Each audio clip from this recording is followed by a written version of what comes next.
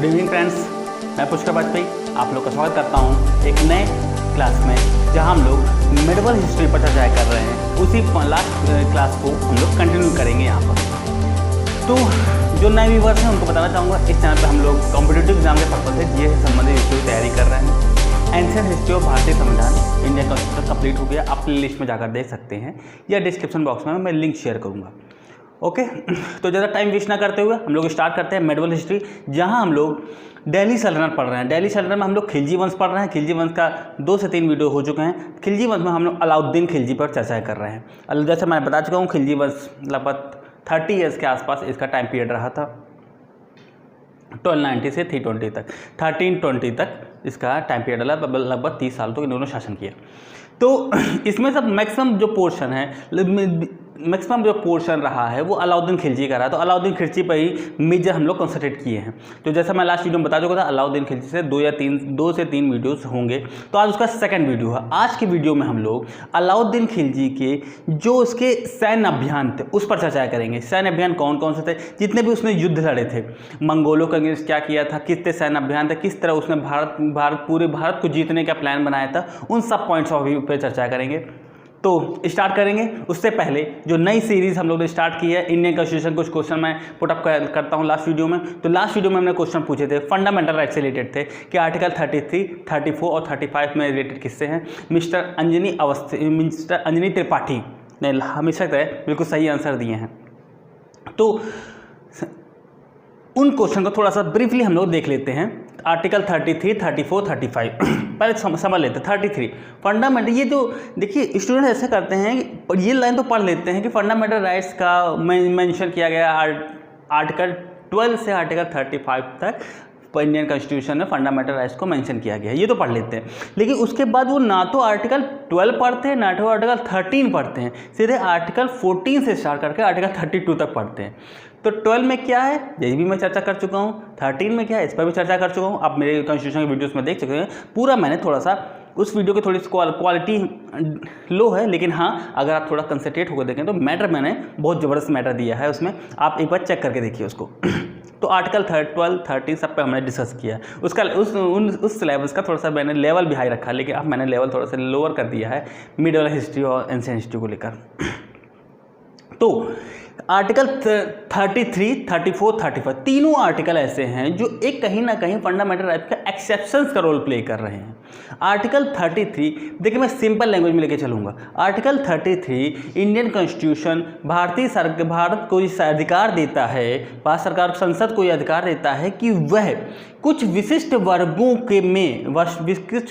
वर्गों में fundamental rights के प्रति युक्त प्रतिबंध लगा सकते हैं। मतलब कुछ विशिष्ट क्षेत्रों में, कुछ विशिष्ट वर्गों के लोगों में फंडामेंटल राइट्स के एप्लीकेशंस पर या उनके इम्प्लीमेंटेशन पर आप रोक लगा सकते हैं, उनके लागू करने पर रोक लगा सकते हैं। तो जैसे सपोज करिए, जैसे पुलिस रहती है, पुलिस के पास कई राइट्स नहीं होते, जैसे वो यूनियन नहीं बना सकते, आप कई साल कुछ भी बोल नहीं सकते, कई प्रतिबंध लगे। जैसे खुफिया एजेंसियां होती हैं और डिफेंस होता है, आर्मी होती है, इनके पास सारे फंडामेंटल राइट्स नहीं होते हैं, और फंडामेंटल राइट्स होते भी हैं तो उस पर युक्त प्रतिबंध लगाए जा सकते हैं। ठीक है, आर्टिकल 33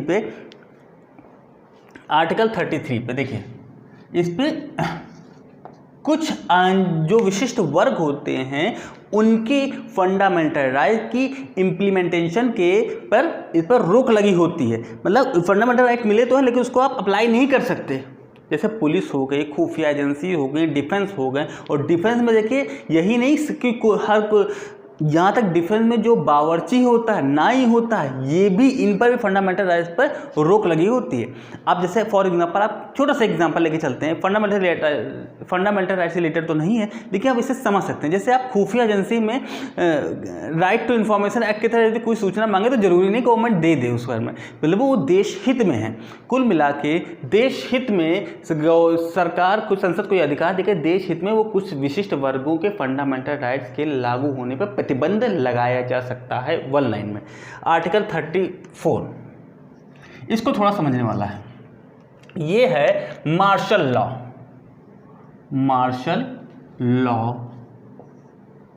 वर्सेस फंडामेंटल राइट्स। तो इसमें क्या है तो इसमें देखिए इसमें मार्शल लॉ और फंडामेंटल राइट्स के बीच में कॉम्बिनेशन बनाने की कोशिश की गई। इसमें यह बताया गया कि भारत के जिस क्षेत्र में, जिस राज्यों में या जिन राज्यों में मार्शल लॉ लगा दिया जाएगा वहाँ पर फंडामेंटल राइट्स पर प्रतिबंध लग जाएंगे। ठीक है,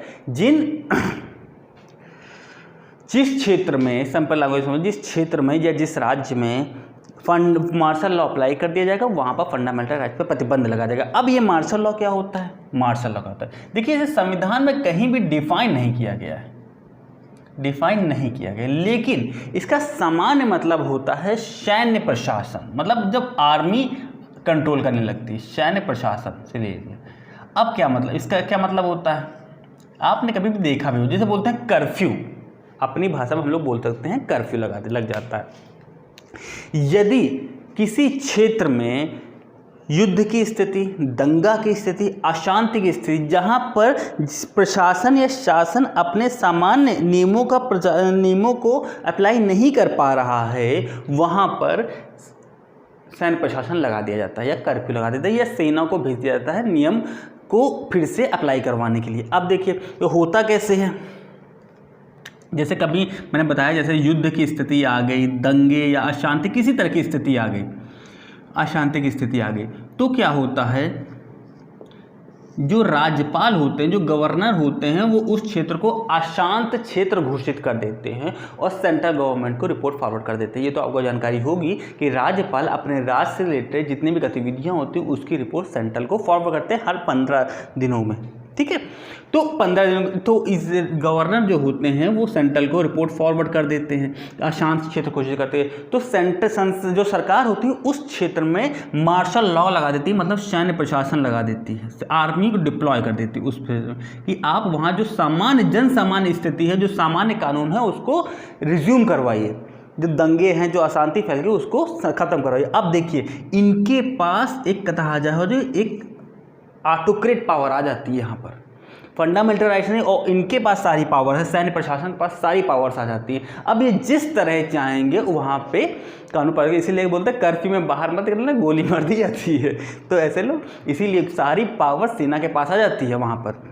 अब देखिए, अब इसका एग्जाम्पल देखिए, सेना के पास पावर्स कैसे आ जाती हैं। ये किसी भी व्यक्ति को अरेस्ट कर सकते हैं संदेह के आधार पर। ठीक है, किसी भी प्लेस को का जब ब्लास्ट कर सकते हैं यदि उनको शक है कि वहाँ पर कोई ऐसी गतिविधि हो रही है या ऐसा संदिग्ध सस्पेक्ट है, तो उस प्लेस को भी ब्लास्ट कर सकते हैं। या फिर किसी भी व्यक्ति को क्या है शूट कर सकते हैं, भागते हो, कोई व्यक्ति भाग रहा है उसको रोकने की कोशिश कर रहे हैं, नहीं रुक रहा है तो उसे शूट कर देंगे, चाहे उसकी जान ही क्यों ना चली जाए। तो देखिए इनके पास एक कहा जाए ऑटोक्रेसी वाली पावर आ जाती है। तो अब देखिए, अब लोग कहेंगे ये तो बिल्कुल वो के तानाशाही हो गई, गणतंत्र कहाँ रहा।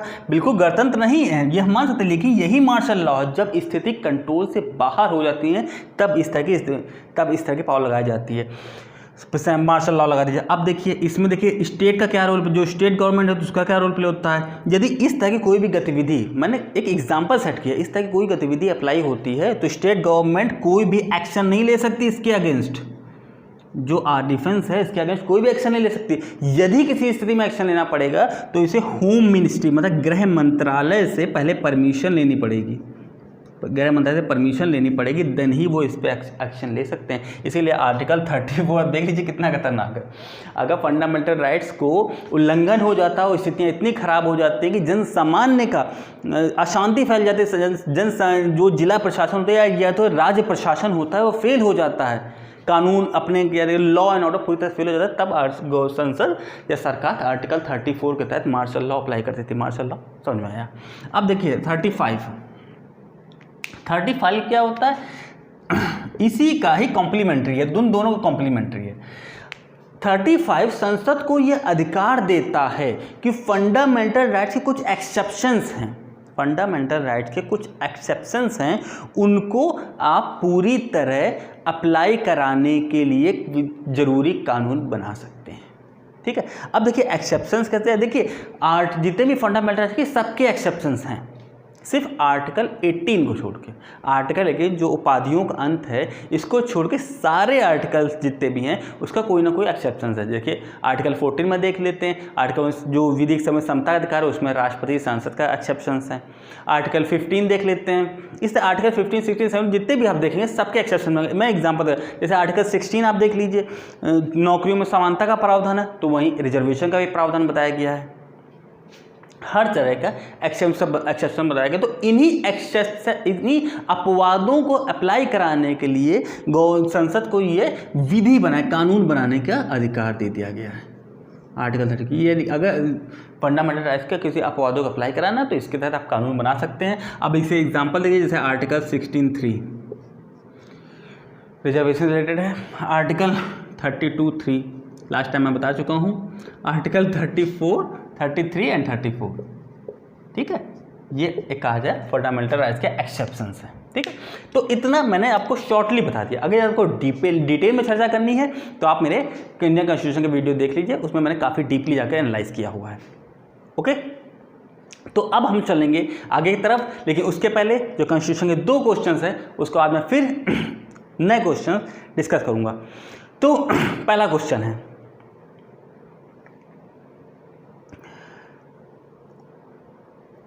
जो संसद में एक ज्वाइंट सेशन चलता है जिसे बोलते हैं हम लोग संयुक्त अधिवेशन, ज्वाइंट सेशन चलता है, ठीक है। ज्वाइंट सेशन का प्रावधान किस आर्टिकल में बताया गया है, ठीक। पहला आपका इसी क्वेश्चन के 3 पार्ट हैं। पहला क्वेश्चन, ज्वाइंट सेशन का प्रावधान किस आर्टिकल में है, इसको कॉल कौन करता है और इसका अध्यक्षता कौन करता है, ठीक है। मतलब संयुक्त अधिवेशन का प्रावधान किस आर्टिकल में है, इसको कौन बुलाता है और कौन इसकी अध्यक्षता करता है। ओके, सेकंड क्वेश्चन है प्रोटेम स्पीकर। प्रोटेम स्पीकर के बारे में मुझे बताइए, प्रोटेम स्पीकर क्या होता है। पहला क्वेश्चन तो ऑब्जेक्टिव है, लेकिन थोड़ा प्रोटेम स्पीकर डिस्क्रिप्टिव क्वेश्चन है। एक्सेप्ट करता हूँ कि मैं एक्सपेक्ट करता हूँ कि ज़्यादा से ज़्यादा लोग क्वेश्चन का आंसर देंगे, कमेंट सेक्शन में बताइए, और जो फर्स्ट ऑफ ऑल आंसर देगा मैं उसका नाम भी बताऊँगा नेक्स्ट वीडियो में। तो इसी के साथ अब हम लोग चलेंगे नेक्स्ट स्लाइड में, जहां हम लोग जो अपना लास्ट टॉपिक है खिलजी वंश उस पर चर्चा करेंगे, अलाउद्दीन के सैन्य अभियानों पे। ओके, तो चलेंगे हम लोग नेक्स्ट स्लाइड में। तो स्टार्ट करते हैं। लास्ट वीडियो में जब हम लोगों ने चर्चा की थी अलाउद्दीन खिलजी के बारे में स्टार्ट किया था, तो उसके प्रारंभिक जीवन के बारे में चर्चा की थी, किस तरह सुल्तान बना, सुल्तान बनने के बाद उसके सामने क्या क्या समस्याएं आती थी, किस तरह उनको वो शॉर्ट आउट करता है, धीरे धीरे जनता का विश्वास जीतता है, फिर अपने दरबारियों को दंडित करता है और अपने राजाओं के सिद्धांत प्रतिपादित करता है, और जब विद्रोह होते हैं तो उनको शॉर्ट आउट करके कुछ अध्यादेश पारित कर देता है। इन सब पारों में हम लोगों ने चर्चा की थी। आज का वीडियो बेसिकली उसके सैन्य अभियानों पर फोकस्ड होगा। सैन्य अभियान में उसने किस पॉलिसी पे सैन्य अभियान किए थे, कहाँ कहाँ पे किए थे, इन सब पॉइंट पर चर्चा करेंगे। साथ ही साथ मंगोलों के आक्रमणों के संबंध में उसकी क्या पॉलिसी रही, किस तरह मंगोलों के आक्रमणों को किस तरह रोका, उसके और बलबन के बीच में मंगोलों की जो पॉलिसी थी, मंगोलों के रेफरेंस में जो पॉलिसी थी बलबन और अलाउद्दीन की, उस पर कंपेरिजन करने की कोशिश करेंगे, देखेंगे कि क्या अंतर दोनों के पॉलिसीज में था। तो इसे स्टार्ट करते हैं। अलाउद्दीन खिलजी, लास्ट वीडियो हम लोग अध्यादेश के बारे में चर्चा कर चुके थे। अब देखिए, अलाउद्दीन खिलजी एक महत्वाकांक्षी शासक था, ठीक, योग्य साहसी तो था ही बलबन के द्वारा, तो बलबन, लेकिन बलबन इतना महत्वाकांक्षी नहीं था जितना अलाउद्दीन खिलजी महत्वाकांक्षी शासक था। तो वो हमेशा आगे बढ़ने को सोचता था, एक सीमित दायरे में नहीं रहना पसंद करता था, हमेशा आगे बढ़े और जीते और जीते और जीते, इस आगे बढ़ने की कोशिश करता था। और धीरे धीरे उसको सफलताएं भी मिलना शुरू हो गई, जैसे देवगिरी की सफलता, भिलसा की सफलता थी, तो वो तो उसके सुल्तान बनने के पहले पे ही मिल चुकी थी। उसको ये आइडिया मिल चुका था किस तरह युद्ध लड़ना, किस तरह जीतना है, मतलब उसकी कुल मिला के जो महत्वाकांक्षाएं थी उसको कहा जाए आगे का रास्ता मिल चुका था। अब उसने सुल्तान बनने के बाद एक ध्येय अपने एक कहा टारगेट सेट किया, क्योंकि उसको कुछ हद तक वह सफलताएं, मतलब उसकी जो फॉरेन पॉलिसी थी या राज्य के बाहर की पॉलिसी थी, उसके में जो उसके शुरुआती सफलताएं मिलने लगी, उसके कहा जाए महत्वाकांक्षाएं को और बल मिला, और उसने धीरे धीरे अपनी इस कॉन्फिडेंस मेंटेन करने के साथ साथ एक सिद्धांत अप्लाई किया। उसने सिकंदर का अनुकरण किया। उसने शांत ध्यान से सुनते जाइएगा, उसने सिकंदर का अनुकरण किया जब उसे सफलता मिल रही थी, सिकंदर का अनुकरण किया। अब देखिए उसने क्या कहा, उसने कहा कि मैं विश्व विजय करूंगा, विश्व विजय और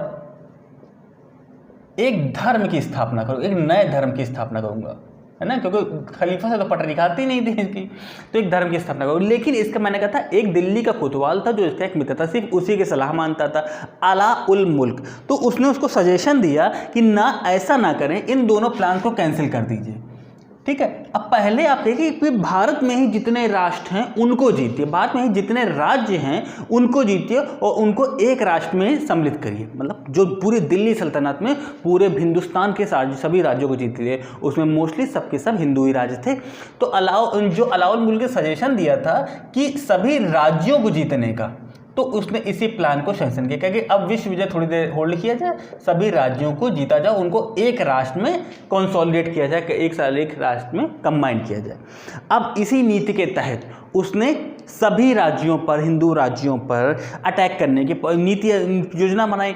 अब योजना बनाने में देखिए दो कारण थे, उसने कुछ राज्यों पर ऐसे ही अटैक किया और कुछ राज्यों पर बहाना बना के, मतलब एक तरह से उन पर आरोप लगाया कि आपने ऐसा किया, मैंने आपको इसीलिए अटैक किया।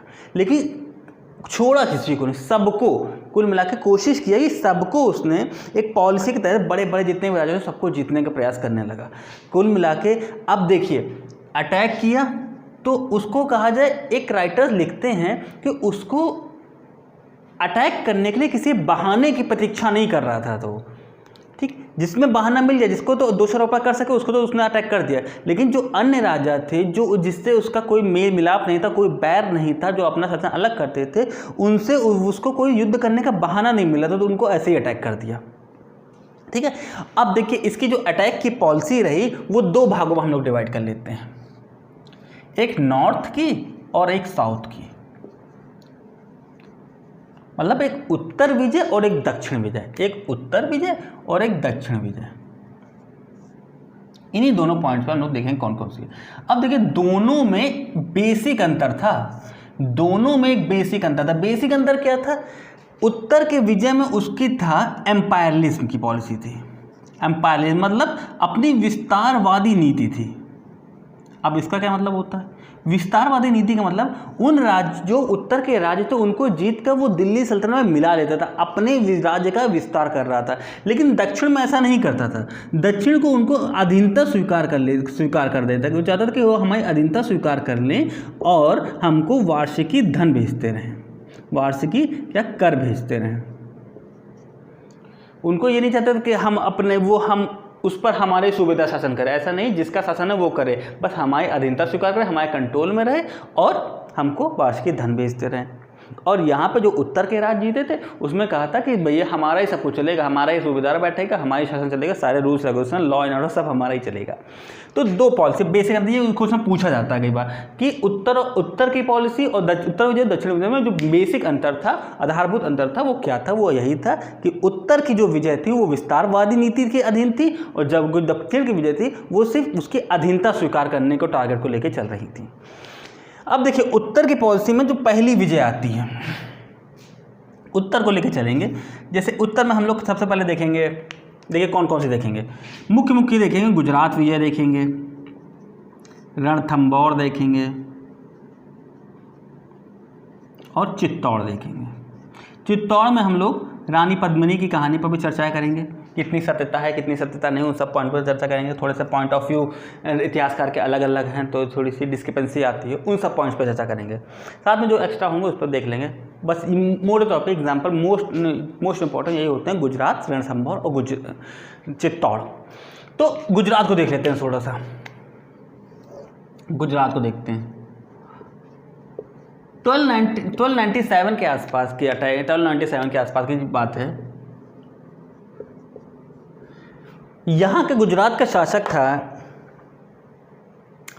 बाघिल, राजपूत शासक थे बाघल रायकण द्वितीय, ऐसे कुछ नाम था इनका, बाघल रायकण द्वितीय। इनका जो गुजरात राज्य था ये काफ़ी प्रॉस्पर था, कुल मिला के इम्पोर्ट एक्सपोर्ट का व्यापारिक कहा जाए व्यापारिक स्थल था ये, और यहाँ पे समुद्री मार्ग के थ्रू व्यापार काफ़ी संपन्नता से हो रहा था।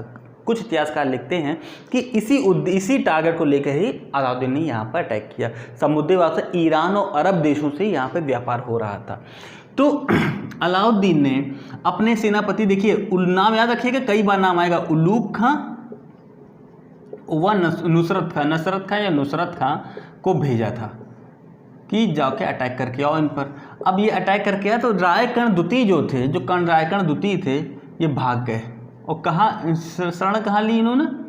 शरण ली, नाम याद रखिएगा, रामचंद्र देव, नाम पहले भी आ चुका है, देवगिरी के शासक थे। ठीक, अलाउद्दीन ने देवगिरी पर अटैक किया था, लूटा था, तो वहीं के शासक थे रामचंद्र देव, देवगिरी के शासक हैं ना। यहाँ पे इनके पास शरण लिए, नाम याद रखिएगा, अभी फिर से आएगा ये, रामचंद्र के पास शरण ले ली। ठीक है, रामचंद्र देवगिरी में।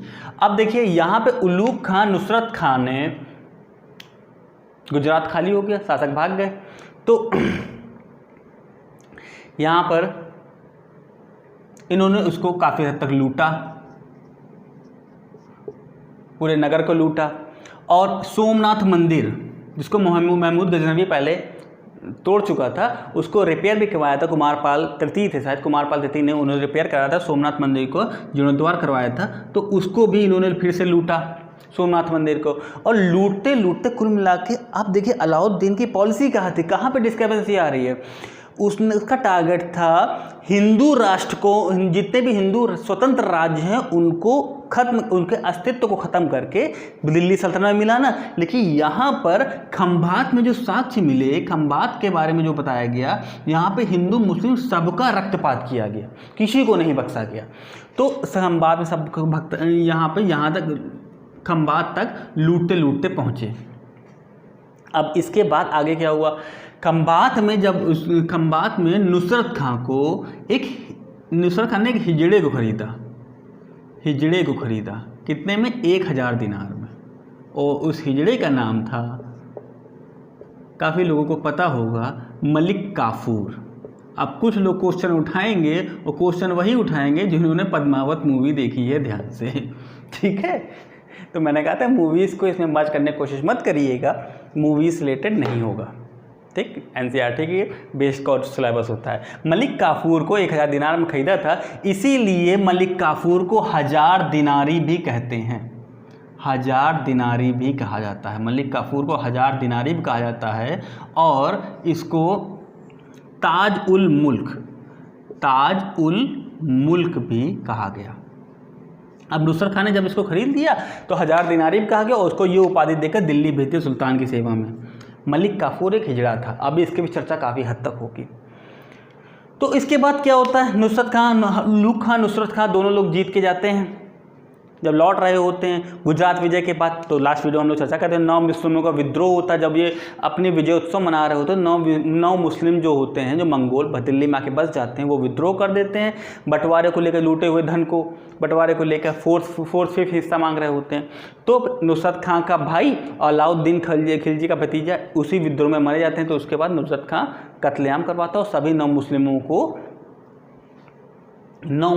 को कहा जाए उनका दमन कर देता है। ठीक है, लेकिन कुछ 9 मुस्लिम भाग जाते हैं वहाँ से। वो भाग कर छुपते हैं, शरण कहाँ लेते हैं? रणथंभौर में राजा हम्मीरदेव की, चौहान राजवंशी राजा हम्मीरदेव की शरण लेते हैं। ठीक, कहानी वहीं से कोलेट हो रही। रणथंभौर में राजा हम्मीरदेव की शरण ले ली यहाँ से, क्योंकि मैंने लास्ट वीडियो में बताया था 9 मुस्लिमों का विद्रोह हुआ। जब ये रिटर्न हो रहा, दोनों सेनापति रिटर्न हो रहे थे, रिटर्निंग के दौरान ही 9 मुस्लिमों का विद्रोह किया था, जिसमें नुसरत खां का भाई अलाउद्दीन का भतीजा मारे गए थे। जिसके बाद नुसरत खां ने कत्लेआम करवाया था, सारे 9 मुस्लिमों का दमन करवा दिया, और कुछ भाग गए थे, वो रणथंभौर में हम्मीरदेव के पास छुप गए। और अलाउद्दीन खिलजी ने दिल्ली में 9 मुस्लिमों के जितने परिवार वाले थे उनका कत्लेआम करवा दिया था। अब इसके बाद गुजरात विजय के बाद क्या हुआ, रणथंभौर के बारे में देखते हैं। रणथंभौर,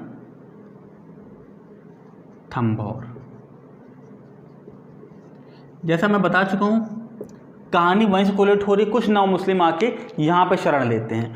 तो यहाँ के शासक कौन है? चौहान राजवंशी है हम्मीरदेव। अब इस पर देखिए अलाउद्दीन को बहाना मिल गया अटैक करने का। एक नहीं 2 बहाने मिले थे। पहला तो था 9 मुस्लिम वाला, उनको शरण क्यों दी थी? दूसरा बहाना मिल गया क्योंकि जो रणथंभौर था ये इल्तुतमिश के टाइम कुतुबुद्दीन ऐबक की सहायता से दिल्ली सल्तनत में मिल चुका था, लेकिन फिर ये स्वतंत्र हो गया था और विद्रोह कर दिया था। तो अब अलाउद्दीन ने कहा इसको हमें फिर से दिल्ली सल्तनत में मिलाना है। तो इसका देखिए दो बहाने मिले। मैंने कहा था उसने या तो अटैक करे डायरेक्ट या फिर किसी बहाने से अटैक किया। कुल मिला के हमें लड़ना है, चाहे जैसे ऐसे मान लड़ लो और चाहे बिना बहाने से लड़ लो, हमें लड़ाई करनी है। तो हमीर देव पर अटैक किया, ठीक है। अब हमीर देव बहादुर टाइप के निकले, ये चौहान वंशी थे। जब इन दोनों ने अटैक किया उल्लूक खां और नुसरत खां ने, तो नुसरत खां मारा गया और जिससे सेना में कॉन्फिडेंस लूज हो गया और उल्लूक खां वापस भाग गया। डर के कारण। अब कई राइटर्स अलग अलग लिखते हैं। कुछ लोग कहते हैं सेना की तैयारी में नुसरत खां मारा गया, कुछ कहते हैं कि अपनी ही तोप से खुद को सुसाइड हो टाइप का हो गया था। कुछ भी हो, मारा गया था और ये सामरिक तौर पर युद्ध में ही मारा गया था, घर में पिकनिक मनाने नहीं गए थे, ठीक। तो ये कहा जाएगा युद्ध में मारा गया और उल्लूक खां वापस लौट गया। अब अलाउद्दीन खिलजी स्वयं आ गया और 1299 के आसपास का पीरियड है ये। अलाउद्दीन खिलजी स्वयं आ गया। याद रखिएगा अलाउद्दीन रणथंभौर में है इस समय 1299। अभी आगे जाके इस बात पर चर्चा लगी जब मैं कहूँगा अलाउद्दीन किसी युद्ध में व्यस्त था। अलाउद्दीन 1299 में आ गया और 1 साल तक उसने दुर्ग को घेरा रखा। 1 साल तक दुर्ग को घेरा रखा, लेकिन हमीर देव का कुछ नहीं कर पाए। लेकिन फिर हमीर देव का एक मंत्री था रनमल, उसने विश्वासघात किया और हमीर देव का भेद दे दिया। अब इसके साथ क्या हुआ, 3 लोग मारे गए। पहला तो हमीर देव के वध किया गया, फिर 9 मुस्लिम थे छुपे थे इसके राज में, उनको मारा गया और ये रनमल को भी मार दिया अलाउद्दीन ने। फिर वही पॉलिसी, जो अपने राजा का नहीं हुआ वो मेरा कैसे हो जाएगा। दुश्मनों से, विद्रोहियों से उनका लाभ उठाना, फिर उन्हें दंड देना, ये भी अलाउद्दीन की पॉलिसी थी। लास्ट वीडियो में चर्चा कर चुका हूँ। तो विरोधियों का लाभ उठाना, फिर उनको दंड देना, ये अलाउद्दीन की पॉलिसी थी। तो रनमल को भी मारा, हमीर देव को मारा, 9 मुस्लिम। अब इनकी जो रानी थी रंग देवी करके नाम था, इन्होंने अपनी सारी काजा दासियों को, जितनी भी महल की रानियां थी, उनके साथ जौहर कर दिया। और कहा जाता है कि ये जौहर प्रथा का फर्स्ट उदाहरण था। अब इसके बारे में ऑथेंटिक तो नहीं है, लेकिन मैंने सुना है कई बारे में कि ये जौहर प्रथा का फर्स्ट उदाहरण ऐसा देखने को मिलता है कि रंग देवी ने सभी रानियों के साथ जौहर कर लिया था। जौहर तो आप लोग समझते होंगे। तो इस तरह 2 हम लोग देखिए समरी के तौर पर चलेंगे।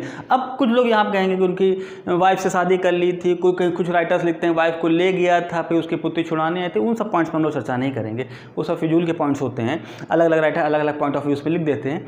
डिस्क्रिप्टिव में भी इस तक क्वेश्चन नहीं पूछा जाता। डिस्क्रिप्टिव में उसकी पॉलिसीज़ पर डिपेंडेंट किया था, उसका समरी क्या निकल रही थी, उसका टारगेट क्या चल रहा था, इस पर क्वेश्चन ज़्यादा पुटअप किए जाते हैं। वो कोई कहानी टाइप का जो चल रहा था इस पर ज़्यादा फोकस नहीं किया जाता है। ओके, तो गुजरात विजय हो गई, रणथंभौर हो गई। पॉलिसी मैंने बताया 2 पॉलिसी चली थी। उत्तर की विजय की पॉलिसी थी अपने एम्पायरलिज्म, और जो दक्षिण की विजय थी उसको तो हमें अधीनता स्वीकार करिए। इसके बाद हम लोग चलेंगे नेक्स्ट स्लाइड में चित्तौड़ पर चर्चा करेंगे। चित्तौड़ के साथ रानी पद्मावती या पद्मिनी, अलग अलग राइटर्स ने अलग अलग नाम लिखा है, लेकिन अमूमन मैंने इतिहास की बुक्स में पद्मिनी ही नाम ही देखा है। तो उन पर चर्चा करेंगे, देखेंगे क्या, और उसी के साथ जो समरी के तौर पे उत्तर विजय के जो छोटे मोटे राज्य उन पर ब्रीफली देखने की कोशिश करेंगे। ओके, तो चलेंगे अब हम लोग नेक्स्ट स्लाइड। तो स्टार्ट करते हैं। इस स्लाइड में हम लोग अलाउद्दीन के जो सैन्य अभियान थे उत्तर के, उनके बारे में और आगे चर्चाएँ करेंगे। तो इसके बाद हम लोग चित्तौड़ पर चर्चा करेंगे, देखते हैं चित्तौड़ के बारे में क्या क्या था। तो देखिए एक बात और आपको समझिए, जब भी अलाउद्दीन खिलजी स्वयं जाता था ना, तो उसके साथ अमीर खुसरो भी जाया करता था। ठीक, जितनी भी सैन्य अभियान में अलाउद्दीन स्वयं गया, जैसे रणथंभौर में बाद में अलाउद्दीन को जाना पड़ा तो साथ में अमीर खुसरो भी गया था। उसके बाद जब चित्तौड़ में अलाउद्दीन स्वयं गया तो साथ में अमीर खुसरो भी था। ये पॉइंट मैं बता दिया, अभी इसके साक्ष्य के रूप में यूज़ करेंगे। तो चित्तौड़ में 1303 के आसपास की है बात, 1303 के आसपास की बात, ठीक है। यहाँ पर जो चित्तौड़ में राजधानी थी, ये मेवाड़ की राजधानी थी चित्तौड़, और यहाँ पर शासन था गोहिलोत गुहिलौत वंश के राजपूत थे राजा रतन सिंह का शासन था। ठीक है। अब जब अलाउद्दीन खिलजी ने चित्तौड़ को घेर लिया था तो अमीर खुसरो एक बार गया भी था। इस खुसरो कई बार अलाउद्दीन खिलजी और दुर्ग के अंदर गए थे, तो उसने ऐसा कहा है अमीर खुसरो ने, महल की दुर्ग की सुरक्षा को देखते हुए बताया गया कि दुर्ग अंदर से इतना भव्य, महल इतना अंदर से भव्य और विशाल था कि इसके अंदर एक पक्षी भी नहीं आ सकता था। ठीक है। बाद में उसने आगे लिखा है कि हिंदुओं का यह दुर्ग या महल 7वें स्वर्ग से भी ऊंचा है। ठीक है। हिंदुओं का यह दुर्ग ऑब्लिक महल, कुछ भी लिख सकते हैं आप, हिंदुओं का यह दुर्ग स्वर्ग 7वें स्वर्ग से भी ऊंचा है। इसकी भव्यता को देखिए अमीर खुसरो ने लिखा है। तो देखिए जब घेर लिया था, अब जब 7 माह तक रतन सिंह और अलाउद्दीन के बीच में युद्ध होता है और एट लास्ट रतन सिंह हार गए और इसमें 1303 के आसपास अलाउद्दीन का किले पर कब्ज़ा हो जाता है और कब्ज़ा होने के बाद जो उसका कंट्रोल होता है वो अपने ज्येष्ठ पुत्र खिज्र खां को दे देता है। खिज्र खां को वहाँ का सर्वा बना देता है और जो चित्तौड़ का नाम बदल के खिज्राबाद रख देते हैं। ठीक, ये तो हो गई सिंपल सी कहानी जो इतिहास में इतिहासकार लिखते हैं। विवाद कहाँ से शुरू होता है? विवाद शुरू होता है रानी पद्मिनी से। मतलब मलिक मोहम्मद जैसी का जो पद्मावती या पद्मावत शायद पद्मावत ग्रंथ है, तो काव्य है एक, उसमें ऐसा बताया गया है, जो जितनी आपने जो एक मूवी आई थी कुछ पद्मावती या पद्मावत नाम से, जितनी कहानी है वो बेश उसी काव्य पे ही है कि मैं सुंदर राजधानी, भारत की विश्व की सबसे सुंदरतम पत्नी होती है पद्मावती या रानी पद्मिनी, तो सुंदर होने के साथ साथ गुणवती भी होती है, विश्व की सबसे कहा जाए अनुपम स्त्री होती है। अब उसको प्राप्त करने के लिए अलाउद्दीन खिलजी ने चित्तौड़ पे अटैक किया था और फिर उसके बाद अलाउद्दीन खिलजी को किसी तरह किडनैप कर ले, अलाउद्दीन खिलजी राजा रतन सिंह को किडनैप कर लेते हैं, फिर रानी पद्मावती उसको छुड़ा लेती हैं, गोरा बादल की कथा आती है और फिर उसके बाद अलाउद्दीन खिलजी अटैक करता है और रानी पद्मिनी जौहर कर लेती हैं। ऐसे ऐसी कहानी उसमें बताएगी। अब देखिए विवाद कहाँ शुरू होता है। इतनी कहानी मूवी में आप लोग देख लीजिएगा। ठीक है। अब हम लोग रियलिटी पर चलते हैं। यहाँ पर दो ऑब्जेक्शन आते हैं। पहला ऑब्जेक्शन ये है कि जो राजपूत इतिहासकार हैं वो क्या लिखते हैं कि राजा रतन सिंह युद्ध में लड़ते लड़ते मारे गए। ठीक है। और जबकि जो अलाउद्दीन खिलजी के इतिहासकार है जैसे इसामी या खुसरो लिखते हैं कि राजा रतन सिंह ने आधीनता स्वीकार कर ली थी। ठीक है, आधीनता स्वीकार कर ली थी। लेकिन कुछ भी हो, ये दोनों परिणाम थे अलाउद्दीन की विस्तारवादी नीति की। अलाउद्दीन ने अटैक किया था चित्तौड़ पे, ये किसी की पत्नी रानी पद्मिनी के स्वार्थ में नहीं, ये सिर्फ अपनी विस्तारवादी नीति के परिप्रेक्ष्य में उसने अटैक किया था, क्योंकि उसका जो संकल्प था भारत को एक राष्ट्र बनाना, उस संकल्प को पूरा करने के लिए चित्तौड़ एक सामरिक महत्व रखता था। अपने एम्पायर, अपने साम्राज्यवाद की नीति को, अपने विस्तारवाद की नीति को फुलफिल करने के लिए उसने चित्तौड़ पर अटैक किया था, ना कि रानी पद्मिनी के स्वार्थ में। अब देखिए यहाँ पे पॉइंट क्या आता है। एक गौरी शंकर ओझा है, इतिहासकार है, गौरी शंकर ओझा है, और ए.एल. श्रीवास्तव हैं, ए.एल. श्रीवास्तव इतिहासकार। ये अपने मत रखते हैं कि जो मलिक मोहम्मद जैसी का जो काव्य है पद्मावत, ये सिर्फ एक प्रेम काव्य है। इसमें जो तथ्य दिए गए हैं वो एक किसी न किसी कहा जाए एक ब्यौरे से कोलेट कर लिए गए हैं, किसी एक कहानी से कोलेट कर लिए, जैसे एक राजा रतन सिंह के कैरेक्टर से कोलेट कर दिए गए हैं, तो लोग इसको सत्य प्रतीत करते हैं। वास्तव में ऐसा सत्य नहीं है। ये सिर्फ एक अनऐतिहासिक, मतलब जो ऐतिहासिक नहीं है, सिर्फ वैसा काव्य है। रीज़न अब इसके सपोर्ट में क्या कहा, इनके सपोर्ट में इन्होंने अपनी बात में कहा कि देखिए जो अमीर खुसरो था ये अलाउद्दीन के साथ था, और बात है 1303 के आसपास की। इसने अपने जो राइटर जो अपने पुस्तकें लिखी उसमें कहीं भी इस बात का रेफरेंस नहीं दिया है कि अलाउद्दीन ने रानी पद्मिनी के स्वार्थ में अटैक किया था, ऐसा कोई भी रेफरेंस नहीं दिया। और इसके बाद भी जो राइटर्स आए, जो इतिहासकार हैं, उन्होंने ऐसा कुछ नहीं बताया, इतिहासकार ऐसा कुछ नहीं बताया, ठीक है। लेकिन जब 1540 के आसपास मलिक मोहम्मद जैसी का पद्मावत ये प्रेम काव्य, ये काव्य आता है, ठीक है, पद्मावत ये काव्य आता है, इसी के बाद जब और लेखक आते हैं तो अब इस बात को मानने लगते हैं। कुल मिलाके उन्होंने कहा ये एक ऐतिहासिक काव्य कि मन गढ़ंत रचनाएं हैं, पर कुल मिलाके सबरी के तौर पर यह बताया गया कि एक प्रेम काव्य है जिसको सत्य की घटनाओं से कोलेट करने की कोशिश की गई है और इसे सत्य प्रतीत होता है। सत्य असल में ये सत्य नहीं है। अब गौरीशंकर ओझा ने अपना वाक्य रखा। अब देखिए दूसरी तरफ अन्य जो राइटर्स हैं वो क्या कहते हैं, जो खुसरो था एक दरबारी कवि था, वो कभी भी अलाउद्दीन के अगेंस्ट नहीं लिख सकता था, वो कभी भी कहा जाए बुरे सत्य या भयानक सत्य नहीं लिख पाता था, विरोधाभास जिससे अलाउद्दीन के कहा जाए बेइज्जत उसकी छवि धूमिल हो, ऐसे सत्य नहीं लिख सकता था, क्योंकि उसने कभी भी जलालुद्दीन की हत्या के बारे में अमीर खुसरो ने नहीं लिखा, ना ही अलाउद्दीन के पराजयों के बारे में लिखा, ना ही अलाउद्दीन के मुगलों के संघर्ष के बारे में लिखा। तो कभी भी अमीर खुसरो ने अलाउद्दीन के कहा जाए जो बुरे पक्ष, तो जो निगेशंस थे उसके बारे में अमीर खुसरो ने नहीं लिखा। तो इसी तथ्य को प्रमाणित करते हैं कि अमीर खुसरो ने रानी पद्मावती के बारे में भी नहीं लिखा। लेकिन कहीं ना कहीं समरी के तौर पे अब इतिहासकार इस बात को मानते हैं कि ये पॉइंट गलत है। अलाउद्दीन की जो विस्तारवादी नीति का परिणाम था वही चित्तौड़ पर अटैक का परिणाम था। ओके, तो अब लोग पद्मावत मूवी को इसको कोलेट करने की कोशिश कतई ना करिएगा। सिर्फ अगर एग्जाम बेस पे आता है तो यही माना जाता है कि जो चित्तौड़ पर अलाउद्दीन खिलजी का अटैक था वो उसकी विस्तारवादी नीति का परिणाम था, ना ही किसी रानी के परिप्रेक्ष्य में उसने अटैक किया था। ओके, राजपूत इतिहासकार कहते हैं राजा रतन सिंह शहीद हो गए थे, लड़ते लड़ते अपने प्राणों को त्यागा था, जबकि इसामी और इस बात को तो कहीं ना कहीं एक्सेप्ट किया जा सकता है कि वो उनके दरबारी कवि थे, इसीलिए उन्होंने बढ़ा चढ़ा के लंबी फेंक दी होगी।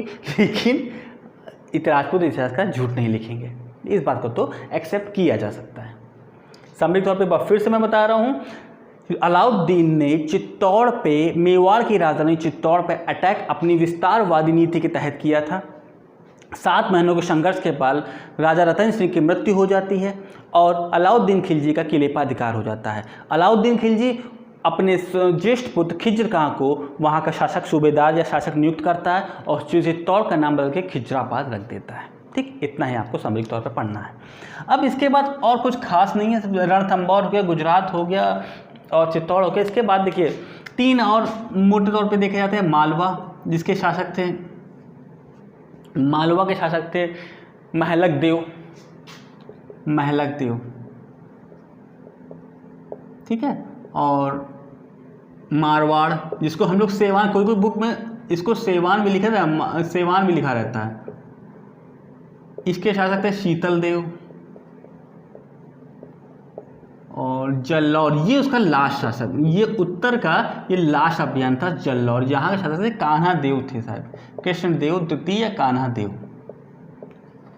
ठीक, इन तीनों को उसने पराजित किया और ये सबसे लास्ट, अगर उत्तर का सबसे लास्ट अभियान पूछा जाता है तो ये जल्लौर का अभियान था जिसमें कान्हा देव का अगेंस्ट उसने विजय हासिल की थी।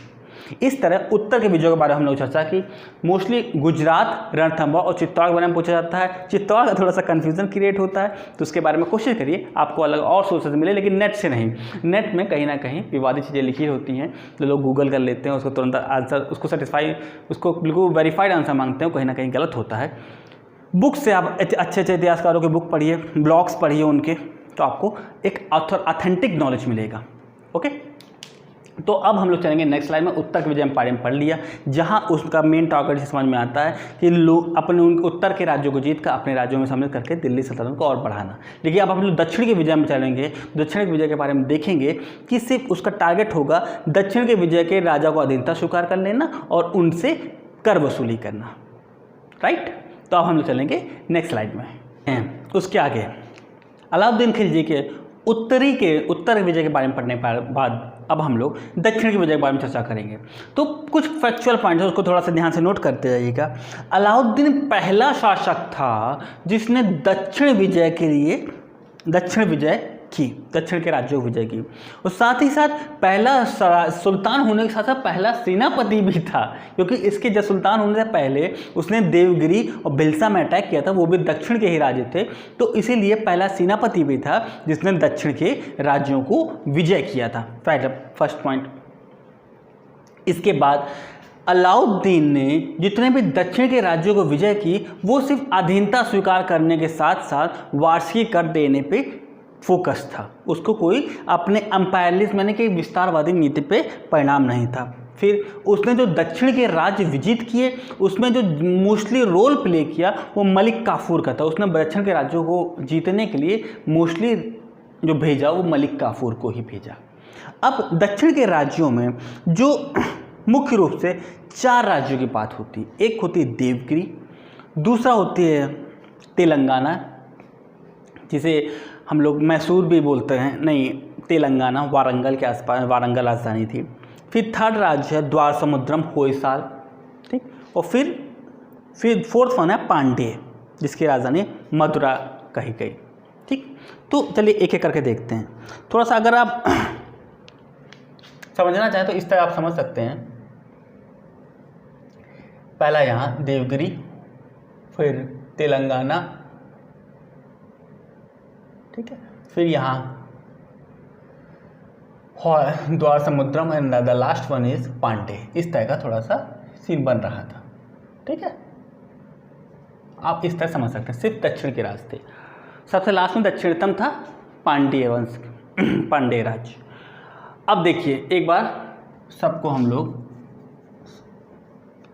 नाम वाइज देखते हैं। पहला देवगिरी,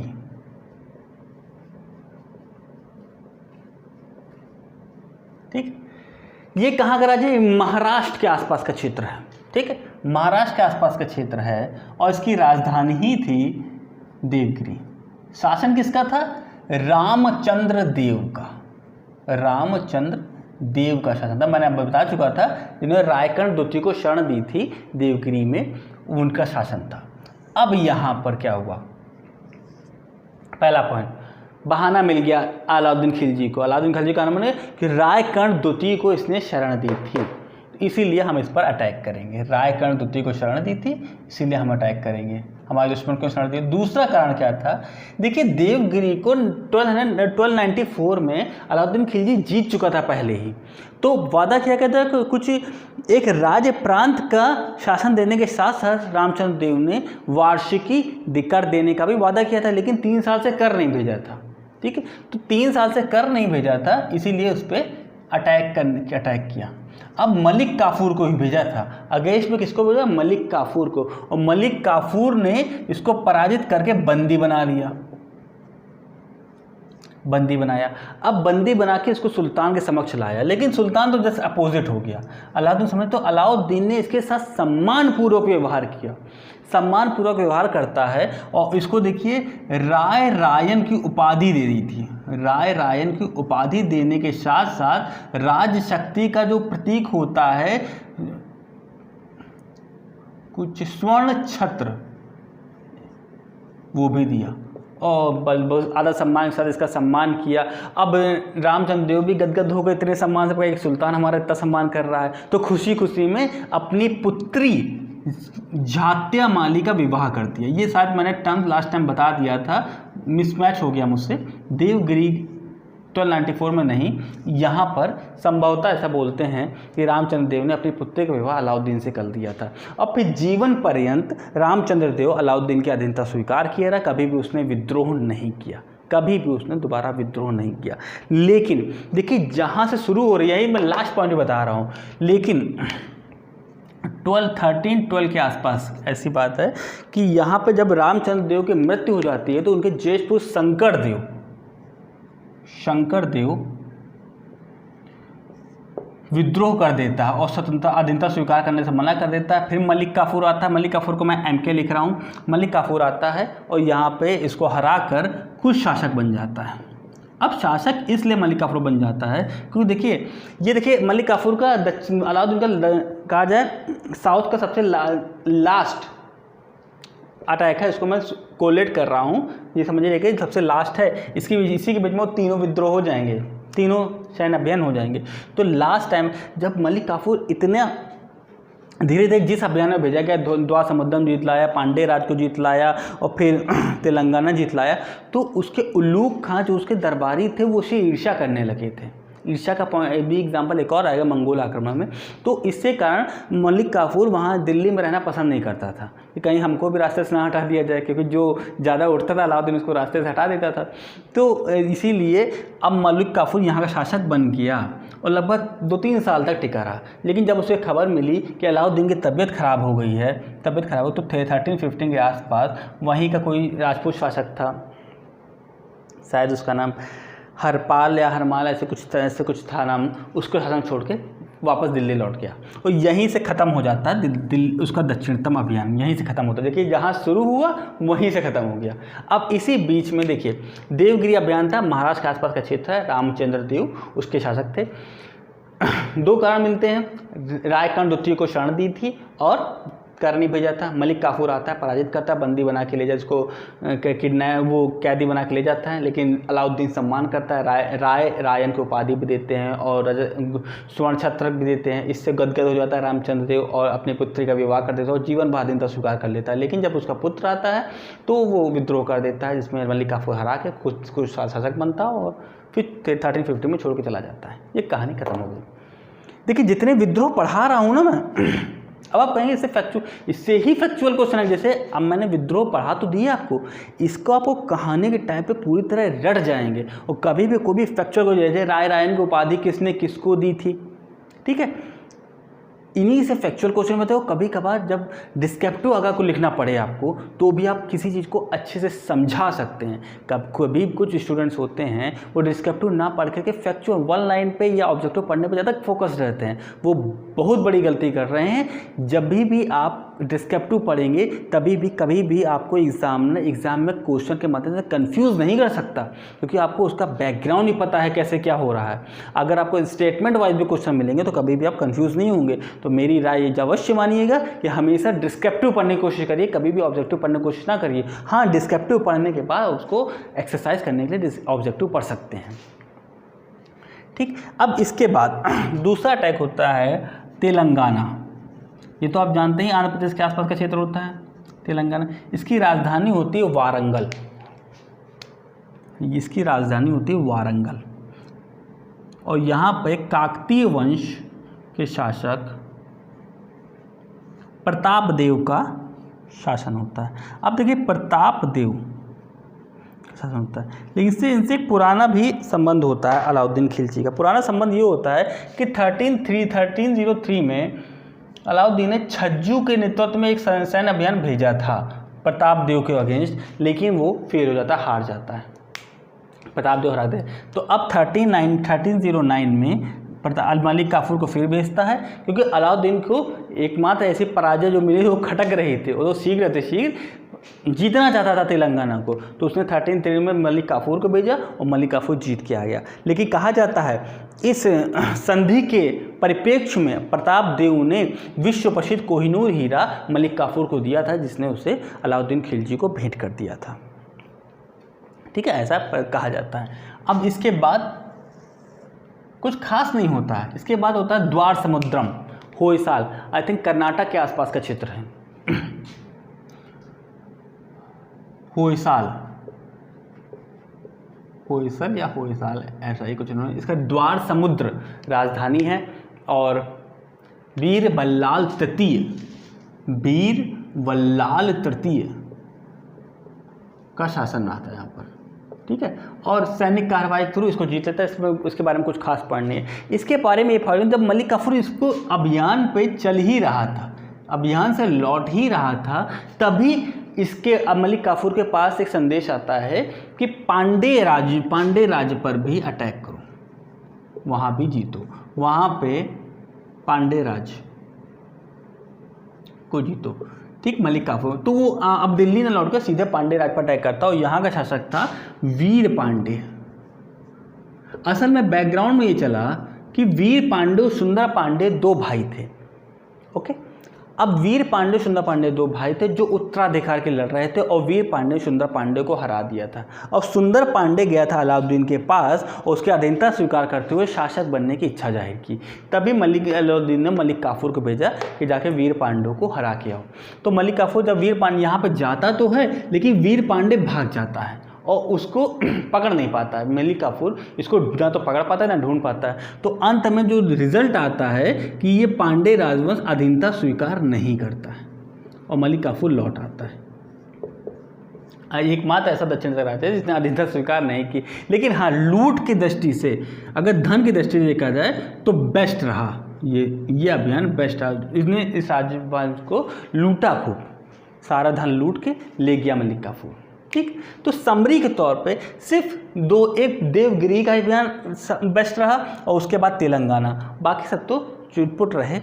समरी के तौर पे आप देख लें, जैसे एग्जाम्पल में एग्जाम के तौर पे ये पूछ सकते हैं, वो सेंटेंस बने इनमें कौन सा अभियान अलाउद्दीन खिलजी ने नहीं किया, अलाउद्दीन के टाइम पे नहीं हुआ था या अलाउद्दीन के टाइम पे हुआ था, इनमें से इस अभियान के बारे में कौन सा स्टेटमेंट सही है। मैं अभी भी बता रहा हूँ, भविष्य में जो अब जो पेपर का पैटर्न आ रहा है वो स्टेटमेंट वाइज ही आ रहा है। जो बच्चे ऑब्जेक्टिव या वन लाइनर पढ़ेंगे वो कभी भी एग्जाम में सक्सेस नहीं हो पाएंगे।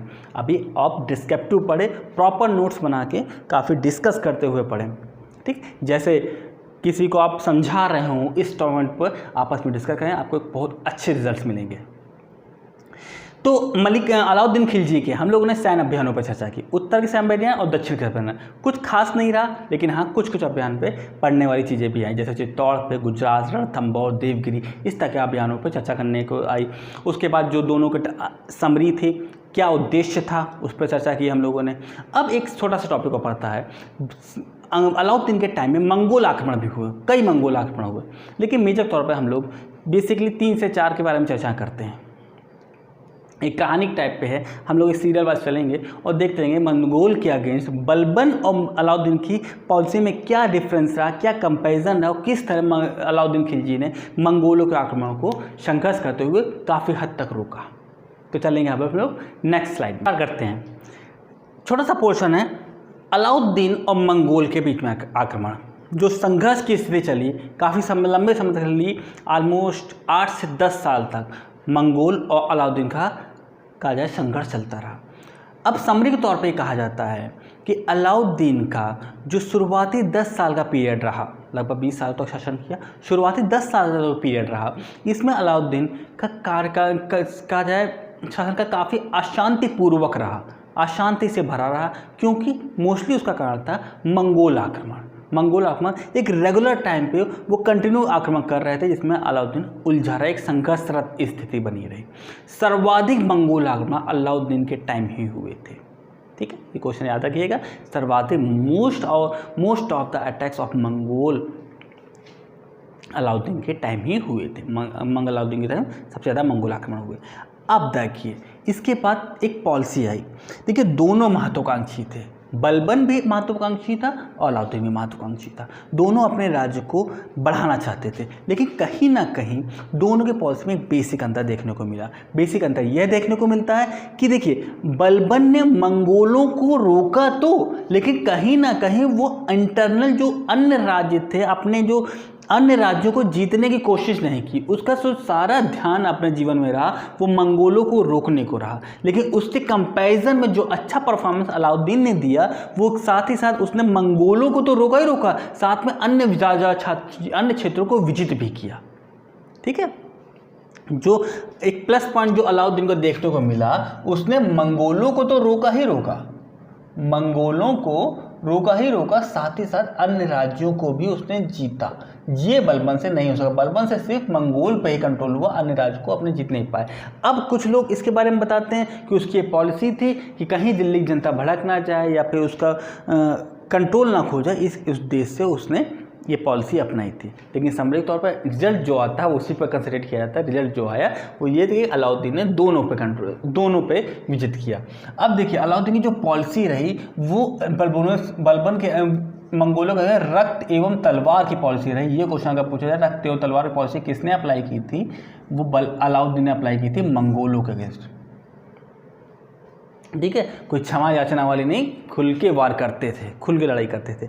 अब देखिए मोस्टली 4 में ही समरी के तौर पे अलाउद्दीन ने मंगोलों का जो सामना किया। पहला अटैक होता है। अब देखिए मंगोल अटैक क्यों कर रहे थे इसके टाइम पे, कारण भी समझ में लीजिए। पहला तो कारण था कि मंगोल चिढ़े हुए इसलिए थे क्योंकि अलाउद्दीन ने जलालुद्दीन को मारा था और खुद गद्दी पर बैठा था। और जलालुद्दीन एक ऐसा शख्स था जिसने मंगोलों को दिल्ली में रहने की परमिशन दी थी, और अलाउद्दीन ऐसा था एक तो परमिशन नहीं दे रहा था, ऊपर से जो रह रहे थे उनको भगा रहा था और मार रहा था। 9 मुस्लिमों को तो नौ मुस्लिमों का अगेंस्ट अलाउद्दीन की थोड़ी सी निर्दयतापूर्ण पॉलिसी रही। तो पहला कारण ये था कि मंगोल चिढ़े हुए थे अलाउद्दीन से क्योंकि अलाउद्दीन ने जलालुद्दीन को मार के गद्दी हथियाई थी। दूसरे कारण ये था 9 मुस्लिमों के अगेंस्ट जो पॉलिसी थी, 9 मुस्लिमों के अगेंस्ट जो दमनकारी पॉलिसी थी, उसके कारण मंगोल कंटिन्यू अटैक कर रहे थे। ठीक, अब देखते पहला अटैक होता है 1296 के आसपास। पहला कारण था ये चिढ़े हुए थे, जब गुस्से में थे तब अटैक किया था।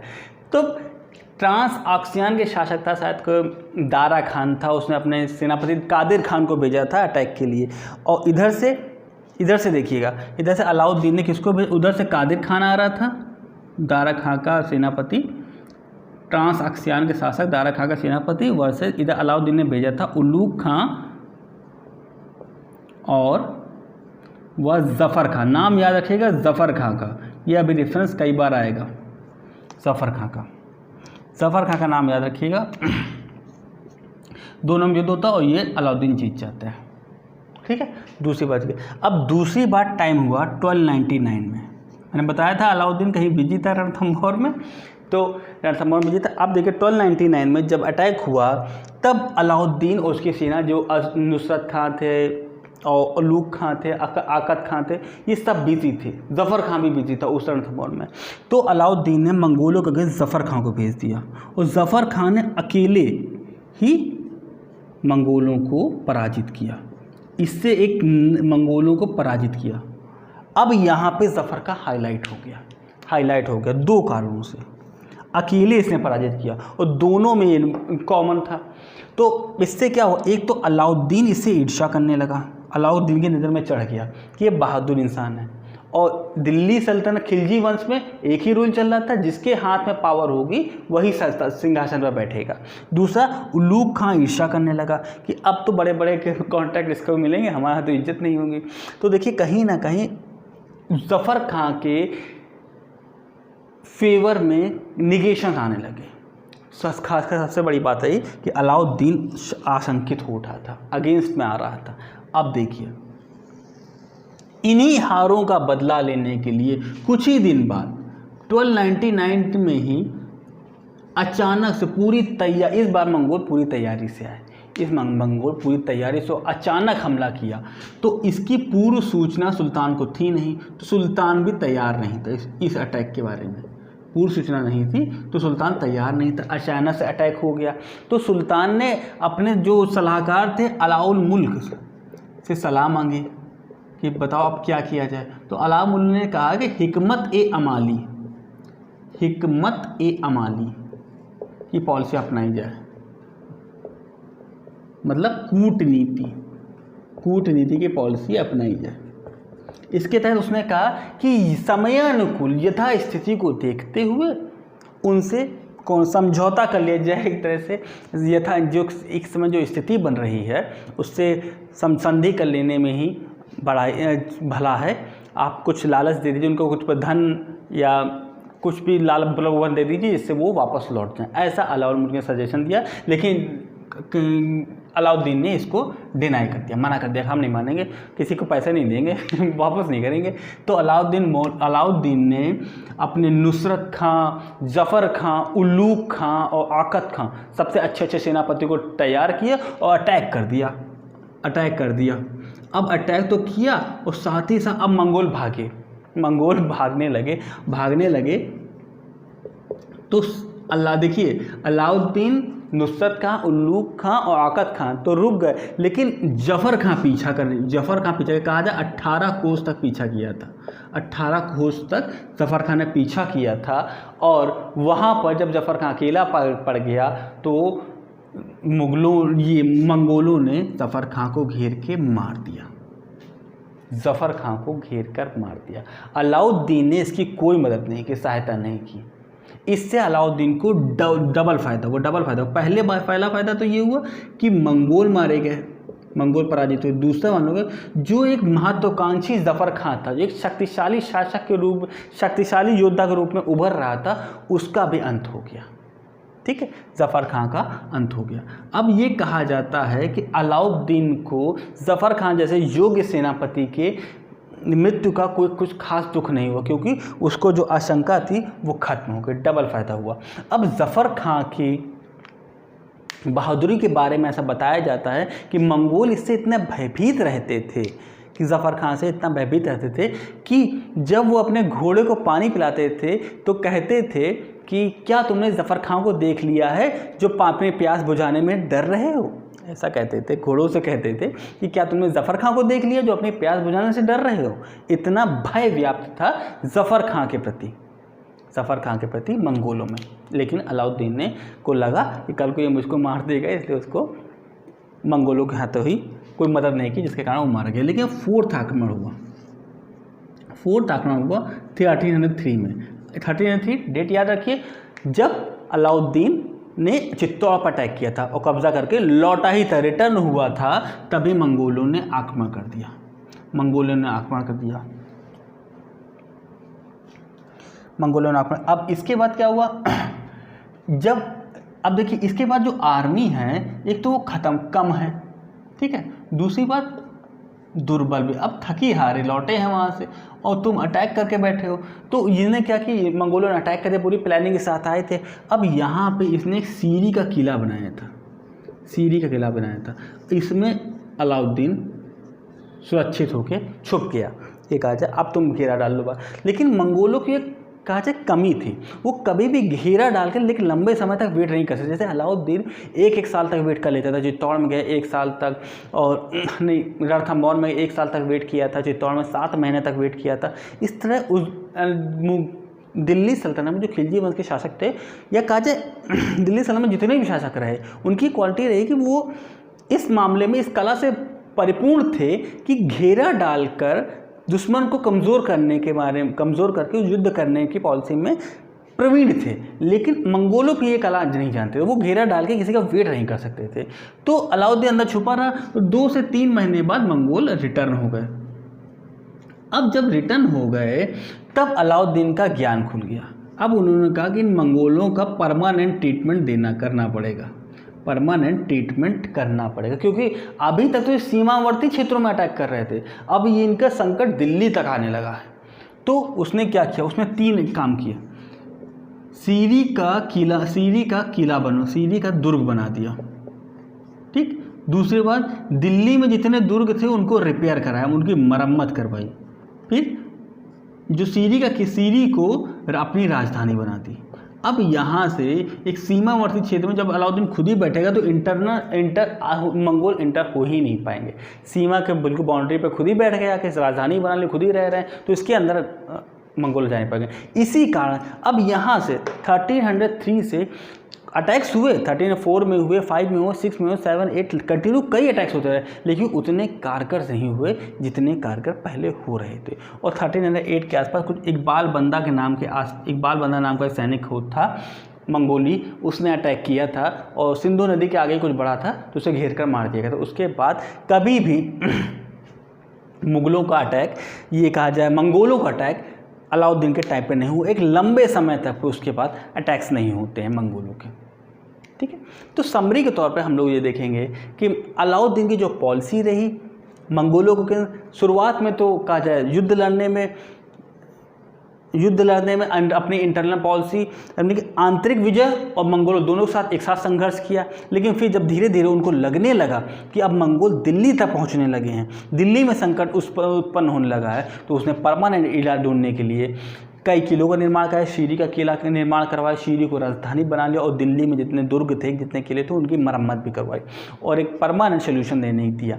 और उसके बाद ही एक मेजर परिवर्तन ये आया कि मंगोलों के आक्रमण में कमी आने लगी। वो 1308 के बाद कभी भी मंगोलों के आक्रमण नहीं हुए। सामरिक तौर पर देखेंगे मंगोल क्यों अटैक कर रहे थे, क्योंकि वो चिढ़े हुए थे या वो नाराज़ थे अलाउद्दीन से, क्योंकि उन्होंने जलालुद्दीन को मार के सत्ता उठाई थी। और दूसरी बात, 9 मुस्लिमों के जो दमनकारी पॉलिसी थे अलाउद्दीन खिलजी की, उससे भी वो नाराज़ थे, इसलिए अटैक कर रहे थे। 12 में इसमें जो मेन अलाउद्दीन के कैरेक्टर आता था वो ज़फ़र खां एक कहा जाए एक राइजिंग सन था, जिसको अलाउद्दीन आशंकित था और उसने मरते टाइम कोई मदद नहीं की, जिसके कारण वो मारा गया मंगोलों के हाथों। क्योंकि देखो जो ज़फ़र खां को मारा था, यहाँ पर ज़फ़र खां को जब मारा था तो एक काज है तिरगा नाम का शायद था, तिरगा ऐसे कुछ नाम था इसका, मुझे नाम याद नहीं, तिरगा नाम का मंगोल था। वो इसी के नेतृत्व में ही ये आए थे फिर से 1303 में। इसी का तिरगाई ना, जिसने ज़फ़र खां को मारा था ना, उसका प्रमोशन हो गया, वही 1303 में अटैक करने आया था, तिरगा। ओके, नाम हो सकता है मुझे गलत हो, काफ़ी टाइम हो गया पढ़े हुए मुझे। तो आज की वीडियो में सिर्फ इतना ही। आपको मेरे वीडियोस कैसे लग रहे हैं, अपनी राय अवश्य दीजिए। यदि कोई क्वेश्चन हो तो अवश्य पूछिए कमेंट सेक्शन में। जो मैंने क्वेश्चन पूछे हैं प्रोटेम स्पीकर के बारे में और संयुक्त अधिवेशन के बारे में, उसके क्वेश्चन आंसर अवश्य दीजिए। यदि कोई आपको क्वेश्चन हुआ तो अपने राय अवश्य दें, मोटिवेशन मिलता है। यदि कोई कमी हो तो उसको अवश्य बताएं। मिलते हैं नेक्स्ट वीडियो में, जहां हम लोग अलाउद्दीन के जो सुधार थे, प्रशासनिक सुधार थे, बाजार व्यवस्था, स्थायी सेना, इन सभी पॉइंट पर चर्चा करेंगे। तो मिलते हैं नेक्स्ट वीडियो में, तब तक के लिए धन्यवाद।